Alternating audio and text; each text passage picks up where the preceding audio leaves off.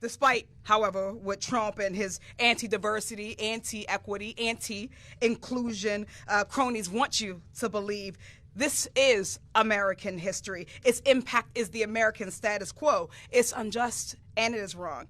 No matter what anybody says, the history of America is the history of America. Right. And acknowledging that history is not a threat to the present. Would argue that ignoring that history, however, is a threat to our future. No matter how many attempts they make to whitewash this history, the blood of our enslaved Africans ancestors can't be erased from this land. We must acknowledge that. We must acknowledge that the systemic racism that has denied Black folks the ability to thrive and to survive in this nation to this very day.